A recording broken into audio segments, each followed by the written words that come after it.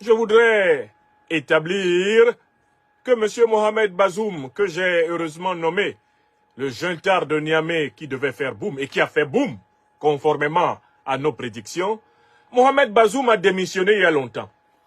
J'ai parcouru la presse française, la presse france-africaine, la presse néocolonialiste, et j'ai été frappé de voir qu'un certain nombre de contemporains continuent à se gargariser du pseudo-fait que M. Mohamed Bazoum n'aurait point démissionné et que par conséquent, tant qu'il n'aurait pas démissionné, lui qui serait le nouveau pape de la politique nigérienne, que dis-je, le pâtre, que dis-je, le démiurge, le thaumaturge, le détenteur absolu de la signature absolue, tant que Bazoum, de sa plus belle écriture, de sa plus belle signature, et en marquant son nom, eh bien, de Nigérien né à trois endroits invraisemblables, tantôt au sud de la Libye, tantôt dans telle partie du Niger, tantôt dans telle autre, tant que lui, Mohamed Bazoum, le juntard qui a fait boum, n'aurait pas caricaturé, calligraphié, n'aurait pas gravé dans la pierre, dans un parchemin, avec un encre, par ailleurs absolument suspect, n'aurait pas gravé sa démission, alors on ne reconnaîtrait pas à la tête du Niger le président Aboudraman Tiani, chef de l'État, chef de la transition, général de brigade, qui a eu la grâce et l'humanité de préserver la vie de Mohamed Bazoum. Je n'ai pas aimé la facilité avec laquelle la France-Afrique, le néocolonialisme français, les dictateurs africains et leurs partisans sur les réseaux sociaux se sont installés dans cette thématique funeste. Une thématique nulle, creuse, une thématique infatuée, abracadabrantesque, une thématique complètement rocambolesque et qui n'est digne d'impressionner que ceux qui n'ont pas de culture historique en politique. Qui n'est digne d'impressionner que ceux qui ne connaissent pas le fétu de paille que fut le phénomène Bazoum à la tête du Niger. J'aurais pu me taire ce dimanche car je l'ai consacré à des travaux d'écriture et de lecture en profondeur. J'ai notamment publié la première partie d'une tribune sur la guerre néocolonialiste et bien de la CEDEAO contre le Niger. Dans cette première partie, je récapitulais les limites des arguments et des prétextes avancés par la CEDEAO vassalisée par le néocolonialisme français et l'impérialisme occidental pour préparer une opération militaire contre le Niger, à savoir les motifs démocratiques et celui de ce qu'on a appelé le respect de la Constitution. Dans cet article que j'ai rédigé patiemment, pendant de longues heures en cette journée de dimanche, j'ai rassemblé les preuves que ni la démocratie, ni le respect constitutionnel ne caractérisent les dirigeants de la CEDEAO en général, et en particulier ceux-là même qui sont à l'avant-garde du projet de guerre attisé par les puissances non africaines, eh bien, contre le Niger. J'ai passé en revue les viols de constitution dans la Côte d'Ivoire sous Ouattara, les viols de constitution au Nigeria, pays aux 10 coups d'État entre 1966 et 1999, les viols de constitution au Togo, pays aux coups d'État militaires et civils depuis au moins 1967, les viols de constitution au Bénin, pays qui a connu les coups d'État et qui a connu des périodes de transition extrêmement difficiles sans être attaqué par la CEDEAO, les viols de constitution au Sénégal, les viols sous Macky Sall, qui aujourd'hui torture notre peuple, sans oublier tous les autres pays d'Afrique francophone, anciennes colonies françaises, où les régimes les plus ubuesques, les dictatures les plus enracinées ont été constamment couvertes et par le néocolonialisme français et par les organisations régionales comme la CEMAC, la CEAC ou de l'autre côté la CEDEAO. La dictature du Cameroun, plus de 40 ans, avec fraude électorale, tripatouillage constitutionnel, brutalisation des oppositions, emprisonnement des opposants, exil des opposants. La dictature de la dynastie des Bongo au Gabon, on ne manque pas de violations de son côté. La dictature des Déby au Tchad, la dictature Eh bien, des Sassou Nguesso au Congo-Brazzaville, la dictature des Obiangema en Guinée équatoriale, nulle part en Afrique centrale où un prétendu démocrate puisse poser sa tête et dire « Enfin, je suis arrivé dans un lieu où l'état de droit, la démocratie, le respect des libertés fondamentales et de la Constitution sont avérés. » Même en République centrafricaine, on a bien vu comment la dérive vers la manipulation et le tripatouillage constitutionnel, eh bien, c'est de nouveau installé. Où l'homme peut-il poser sa tête en Afrique centrale et dire « Je suis dans un pays où on respecte la loi. Je suis dans un pays où il n'y a pas la soif de la présidence à vie. Je suis dans un pays où il n'y a pas l'ambition du pouvoir personnel. » Où en Afrique centrale? Nulle part. Où respecte-t-on la Constitution en Afrique centrale? Il n'y a aucun pays d'Afrique centrale qui respecte la Constitution. Même notre Centrafrique, engagé dans la lutte panafricaniste, eh bien, le président Touadéra l'a entraîné ces dernières années dans le viol constitutionnel. Au Tchad, nous sommes habitués à cela. Nous sommes habitués à cela au Cameroun depuis plus de 40 ans. On est dedans au Congo avec le président Sassou Nguesso. On est dedans avec les Bongo au Gabon, ça finit par donner un coup d'État. Et en Guinée équatoriale, c'est une dynastie familiale. Le président est président, son fils est vice-président. Où peut-on poser sa tête en Afrique centrale et se reposer, en Afrique francophone, et se reposer en disant « Ah, enfin, je suis arrivé dans une démocratie. » Nulle part. J'ai donc consacré cette journée, mes chers amis, à rédiger un article référencé, c'est-à-dire en mettant les preuves de chacun des arguments, pour établir que le motif respect de la Constitution et de la démocratie avancé par la CEDEAO pour envisager, sous l'incitation du néocolonialisme français et de certains impérialistes occidentaux, une attaque militaire contre le Niger, j'ai consacré ma journée à documenter les preuves que c'est un motif faux. Il est scientifiquement faux et l'article que j'ai publié sur mon blog Mediapart, que j'ai publié également, eh bien, plus largement sur le web, cet article qu'on va retrouver dans la presse de sciences politiques internationales, cet article documente la démonstration que nulle part dans la CEDEAO, que ce soit au Nigeria, au Togo, au Bénin, en Côte d'Ivoire,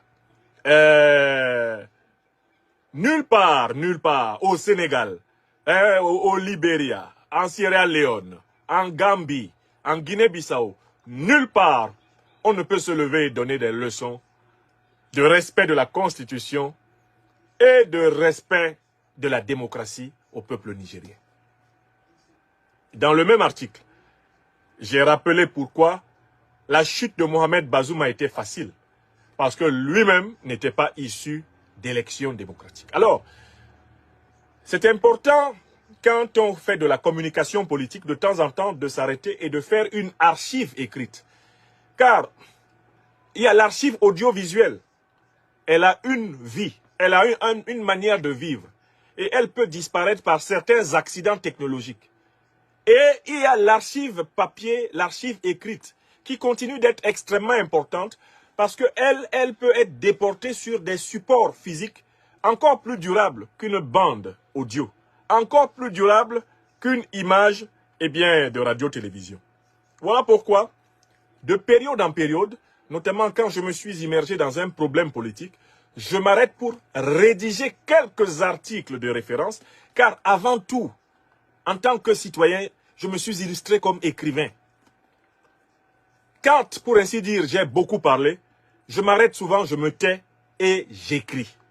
Car en écrivant, je me rends compte que je transmets autrement et que je m'adresse autrement à l'intelligence de mes contemporains et de ceux qui nous survivront. De telle façon que ce week-end et même ce dimanche, je n'avais pas particulièrement l'intention de venir devant vous avant d'avoir vu cette propagande qui était faite au Niger, où on prétend qu'on ne va pas exécuter les volontés du gouvernement et du régime dirigé par le chef de l'État, chef de la transition, le général de brigade Aboudraman Tiani, au motif que un certain Mohamed Bazoum n'a pas démissionné.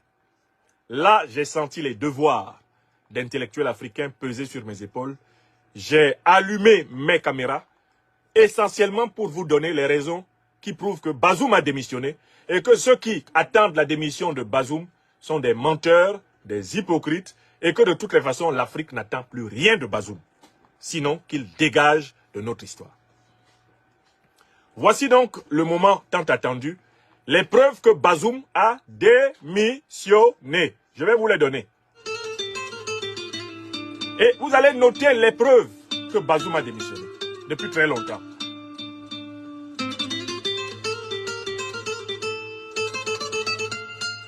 Vous êtes déjà plus de 5000 personnes en direct de cette intervention.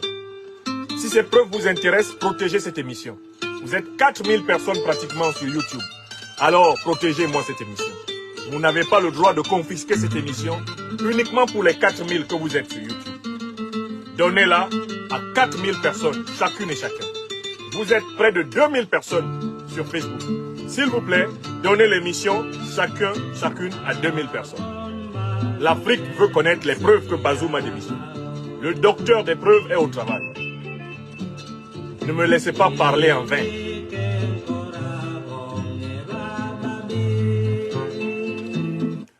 Première preuve que Mohamed Bazoum, le junteur de Niamey qui devait faire boum et qui a fait boum, a démissionné. Elle est très simple. C'est que Bazoum a marché vers la présidence de la République sur la base du viol de la loi fondamentale du peuple nigérien, le viol de la constitution du Niger. Comment? Ça, c'est la première preuve. Le viol de la constitution du Niger par Mohamed Bazoum. Le prédécesseur de Mohamed Bazoum, Mahamadou Issoufou, a organisé, au mépris de la constitution du Niger, l'exclusion systématique des candidats de l'opposition qui étaient les mieux placés pour battre son poulain, Mohamed Bazoum. Avant d'organiser l'élection, Mahamadou Issoufou a corrompu la justice nigérienne pour exclure le candidat favori de l'opposition pour l'élection de 2021. Dès 2020, M. Hama Amadou, ancien président de l'Assemblée nationale du Niger, a été, par les manipulations de Mahamadou Issoufou et de tout le régime PNDS, alors qu'il était le favori de la future élection présidentielle, il a été exclu. Et cela avec le soutien de la France-Afrique.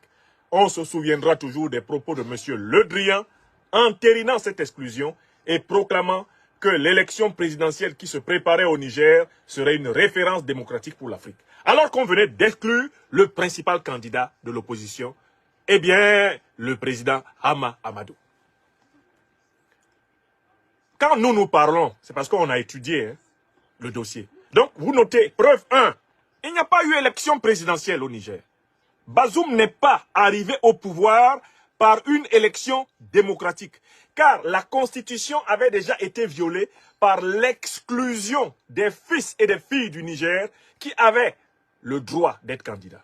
Une fois que l'élection est truquée, c'est la Constitution qui est violée, car la Constitution du Niger, comme toutes les constitutions de cette époque, interdit formellement d'exclure des Nigériennes et des Nigériens éligibles de l'exercice de leurs droits civiques et politiques. Vous notez la première preuve.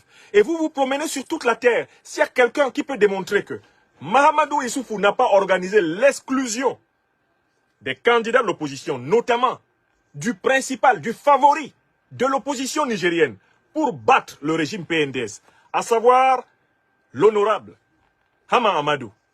Si quelqu'un peut vous démontrer que Issoufou n'a pas organisé cela pour favoriser la victoire de Bazoum, revenez me voir. Si vous me prouvez le contraire, je vous demanderai pardon. Ça, c'est la première preuve. À partir du moment où tu prends le pouvoir anticonstitutionnellement, on n'a pas besoin de ta démission. Tout le monde peut te dégager, même une mouche peut te dégager du pouvoir. Écrivez ça.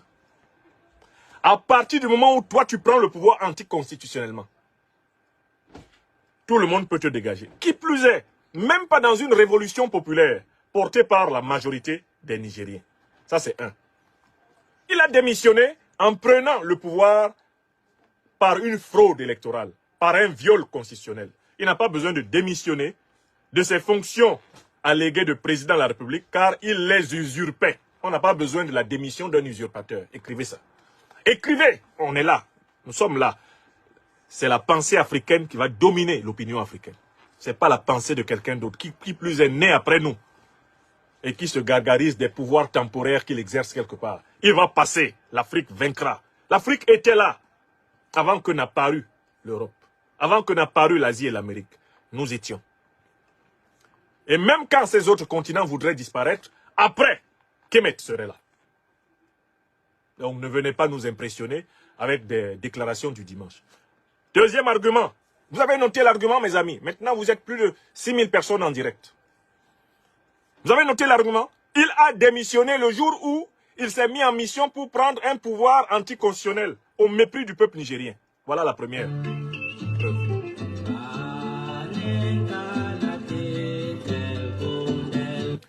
Deuxième élément, deuxième preuve. Mohamed Bazoum a démissionné le jour où Mohamed Bazoum a démis la justice nigérienne de son droit de juger des infractions commises sur le ciel nigérien et a permis à une armée étrangère d'assassiner impunément ses compatriotes. Ça s'est passé en 2021. Je recommence la deuxième preuve de la démission de Bazoum. Le chef de l'État, le président de la République, selon la constitution nigérienne, doit être garant de l'indépendance de la justice.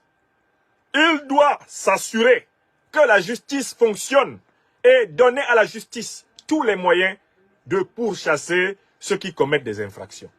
C'est ce qui est écrit dans toutes les constitutions africaines.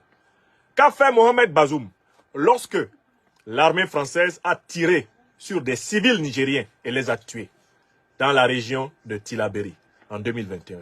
Qu'est-ce qu'il a fait? Il a couvert les assassins du peuple nigérien. Les soldats français qui ont assassiné les Nigériens ont été couverts. Mohamed Bazoum a empêché la justice nigérienne de condamner ceux qui ont assassiné les Nigériens. Je vous préviens qu'ici en France, des soldats d'une armée étrangère ne peuvent pas tuer un seul citoyen français sans que les juges français ne se saisissent de l'affaire et ne les sanctionnent exemplairement. Mais Mohamed Bazoum a organisé le désaveu de la justice nigérienne. Et par là, il a détruit l'un des piliers de l'État nigérien, qui est bel et bien la magistrature, le pouvoir judiciaire. C'était un acte de haute trahison. Quand une armée étrangère qui est sur ton sol tire sur tes concitoyens, les tue, et que toi tu te lèves pour empêcher que la justice condamne les coupables du crime, et que tu organises une transaction déshonorable, une transaction minable, une transaction méprisante, négrière, raciste, colonialiste et néocolonialiste, tu n'es plus président. Tu n'es plus président de ce pays. Dès lors que la justice nigérienne, sous Bazoum, a été empêchée de protéger le peuple nigérien sous Bazoum, Bazoum n'était plus président. Et c'est pour ça que moi, je me suis tenu là et j'ai dit, Bazoum va faire boum. Je suis en train de vous redonner les raisons pour lesquelles moi, analyste politique, fils de l'Afrique, j'ai dit, ce monsieur-là, Bazoum, il va faire boum. On tue tes compatriotes. En plein jour, ça ne s'est même pas fait dans la nuit. On leur a tiré dessus en plein jour. Ils ont vu ce qui leur tirait dessus. Tout le monde sait que c'est l'armée française qui a tiré sur les Nigériens. Même la gendarmerie nigérienne, qui essayait de faire interposition entre les manifestants et les troupes françaises, même la gendarmerie nigérienne a délivré le témoignage que ce sont les troupes françaises qui ont tiré sur les Nigériens. Mohamed Bazoum a organisé une mascarade judiciaire et ceux qui ont tué les Nigériens sont libres. Vous considérez qu'un type qui a fait ça peut encore être le président d'un pays? Est-ce que celui qui prétend être président de la République, protecteur de la magistrature suprême de son pays, peut se permettre d'empêcher les juges de son pays de condamner les assassins de son propre peuple au nom d'une transaction honteuse où finalement il y a des victimes mais il n'y a pas de coupables? Est-ce que vous savez que c'est comme ça que ça s'est conclu? Des Nigériens ont été tués mais il n'y a pas de coupables. Vous trouvez ça normal?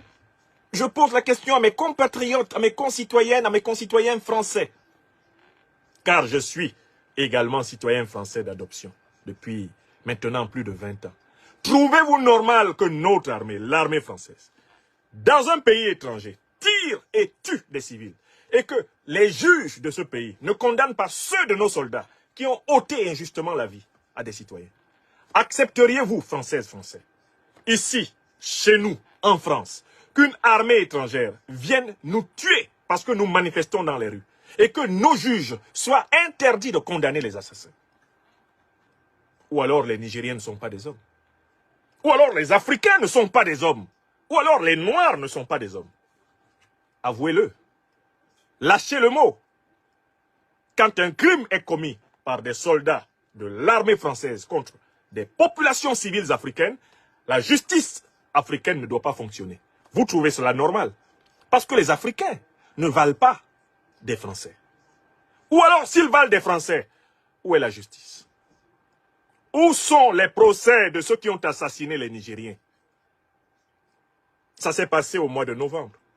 Mais on pourrait remonter jusqu'à Tiaroy en 1944. Où sont les procès de ceux qui ont assassiné les soldats sénégalais qui avaient participé à la libération de la France? Où sont les procès des assassins de Tiaroy?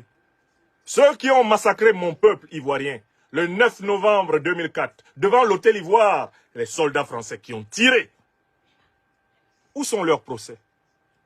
Où sont leurs procès? Comment voulez-vous que l'Afrique soit apaisée quand elle voit cette armée coupable de nombreux crimes impunis se balader encore sur son sol?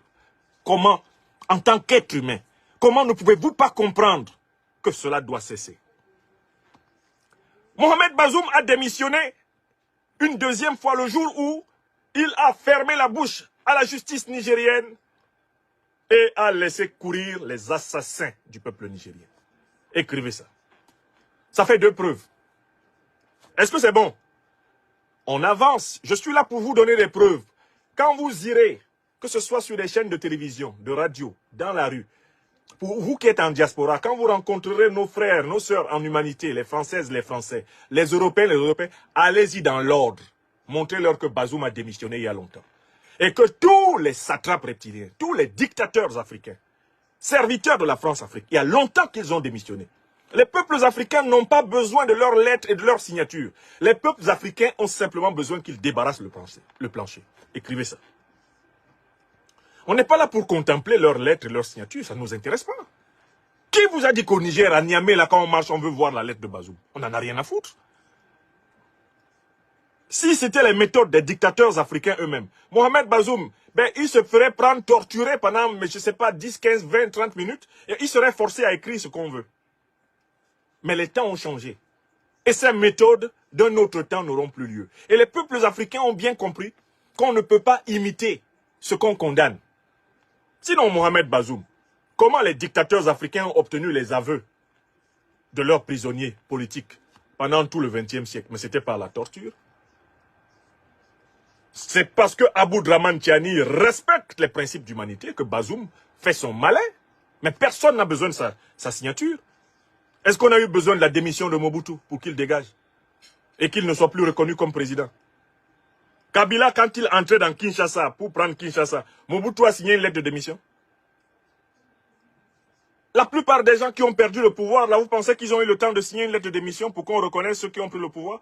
Quand Idi Amin fuyait Kampala, à l'approche des troupes de Yoweri Museveni, vous pensez qu'il a eu le temps de signer une lettre de démission avant de fuir en Arabie Saoudite? Il a signé une lettre de démission. Bon, Kadhafi qu'on a tué l'autre jour, il a signé une lettre de démission avant qu'on le remplace.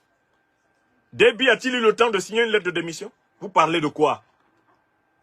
Personne n'attend une signature de Bazoum. À partir du moment où on sait que Bazoum ne protège pas le peuple nigérien contre ceux qui l'assassinent, c'est terminé, les Nigériens. Les Nigériens même qui le toléraient, ne le tolèrent plus. Bon, je passe à la 3e preuve, parce que je suis là pour vous donner des faits.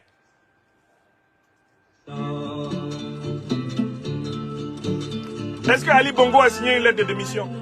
Voilà, mes amis me rappellent. Est-ce que Ali Bongo qui est là, vous l'avez vu, il a signé une lettre de démission? N'est-ce pas le même gouvernement français, la même presse française qui reconnaît Oligui Nguema aujourd'hui comme chef de l'État du Gabon? N'ont-ils pas organisé sa campagne, sa couverture médiatique pour prendre le pouvoir au Gabon? Ali Bongo a-t-il signé une lettre de démission pour que au Niger, on soit en train d'attendre la signature de Bazoum? Mais il faut même prendre à Bazoum tous les bics pour qu'il ne signe plus rien. Parce que personne ne veut lire sa signature. Moi, personnellement, en tant que fils de l'Afrique, la signature de Bazoum, elle ne vaut rien du tout pour moi. Vous me la donnez, j'emballe. Vous me donnez un papier signé par Bazoum, j'emballe des cacahuètes avec ça. Je l'utilise pour boucher un trou de mur s'il faut. Qu'est-ce que ça vaut? Bon, je vais vous donner une troisième preuve qu'il a démissionné.